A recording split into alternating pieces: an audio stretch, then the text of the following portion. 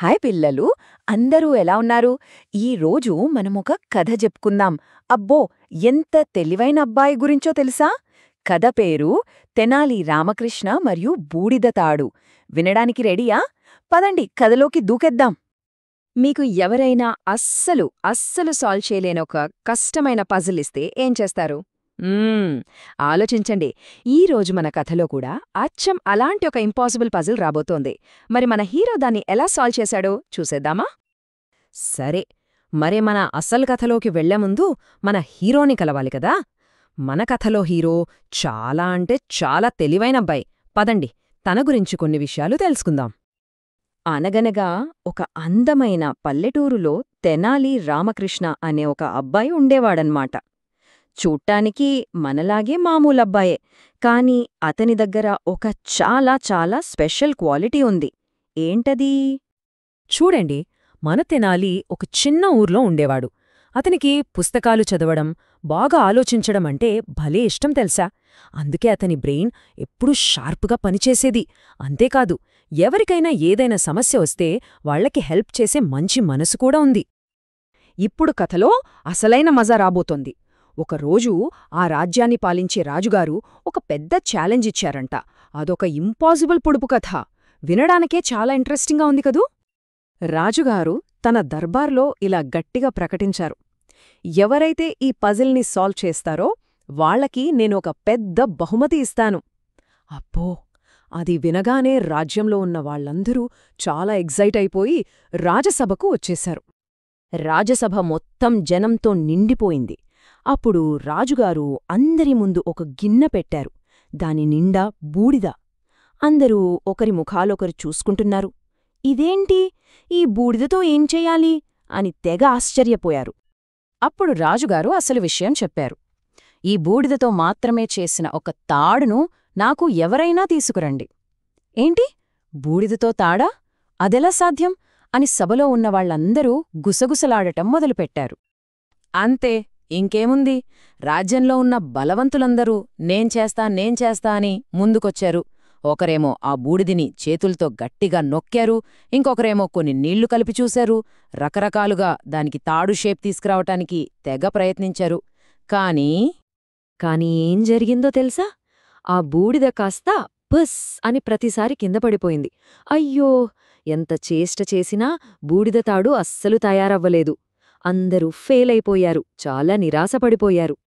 అందరూ అలా డల్లైపోయి కూర్చున్నప్పుడు మన హీరో ఎంట్రీ ఇచ్చాడు. చిన్నారి తెనాలి మెల్లగా నవ్వుకుంటూ ముందుకొచ్చాడు. అందరూ ఆశ్చర్యంగా తనవైపే చూస్తున్నారు. ఇప్పుడు ఈ అబ్బాయి ఏం చేస్తాడా అని. తెనాలి చాలా వినయంగా రాజుగారి దగ్గరికి వెళ్ళి, రాజాగారు, నేను మీకోసం ఆ బూడిద తాడును తయారు చెయ్యగలను అన్నాడు. అంతే, సభలో ఉన్న మంత్రులు, ప్రజలు అందరూ షాక్. ఈ పిల్లాడా చేసేది అని కొందరు నవ్వుకున్నారు కూడా. కాని తెనాలి ప్లాన్ వేరే ఉంది. అతనేం చేశాడో తెలుసా? ముందుగా రాజుగారిని ఒక నిజమైన తాడు, కొంచెం నిప్పు అడిగాడు. ఆ తర్వాత ఆ తాడుని ఒక పళ్ళెంలో పెట్టి జాగ్రత్తగా కాల్చేశాడు. మొత్తం కాలిపోయి బూడిదయ్యే వరకు కాల్చాడు. అప్పుడేమైయుంటుందంటారు? తెనాలి తన ప్లాన్ను పూర్తిచేశాడు. రాజుగారు, సభలో ఉన్నవాళ్లందరూ ఊపిరి బిగపట్టుకుని చూస్తున్నారు. అప్పుడు ఒక మ్యాజిక్ జరిగినట్టు బూడిద తాడు రెడీ అయిపోయింది. చూడండి, అసలు తాడు మాయమైపోయింది. కాని దాని షేప్ మాత్రం అచ్చం తాడులాగే బూడిద రూపంలో ఉండిపోయింది.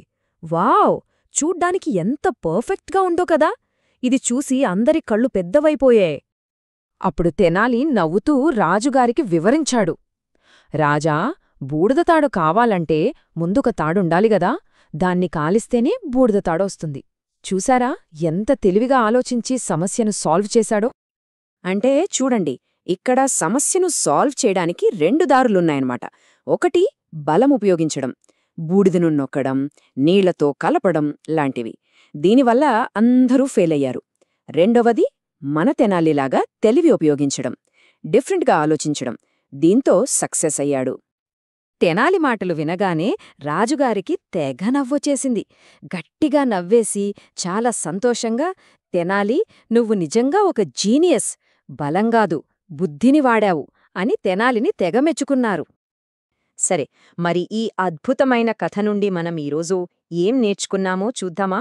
మన తెలివైన తెనాలికి ఏం దొరికిందో కూడా తెలుసుకుందాం. రాజుగారు తన మాట మీద నిలబడ్డారు.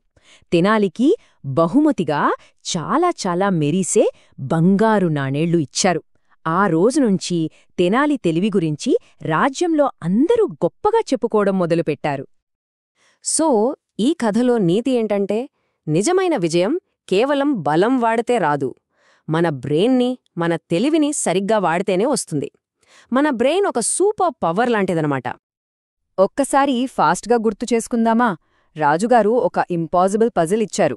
అందరూ బలం వాడి ట్రై చేసి ఫెయిల్ అయ్యారు. కానీ మన తెనాలి తన తెలివైన బ్రెయిన్ వాడాడు. బలం కన్నా తెలివే పవర్ఫుల్ అని ప్రూఫ్ చేశాడు. నిజంగా తెనాలి ఐడియా చాలా సూపర్ స్మార్ట్ కదా! మనం కూడా తెనాలిలాగే ఏదైనా కష్టమైన సమస్య వచ్చినప్పుడు భయపడకుండా కూల్గా ఆలోచించాలి. సరేనా? ఈ కథ మీకు బాగా నచ్చిందా? అయితే వెళ్లే ముందు ఈ విశ్లేషణకు ఒక లైక్ కొట్టండి. ఛానల్కి సబ్స్క్రైబ్ చేసుకోండి. మీ ఫ్రెండ్స్తో కూడా షేర్ చేసుకోండి. మనం నెక్స్ట్ స్టోరీలో కలుద్దాం. అంతవరకు బాయ్ బాయ్.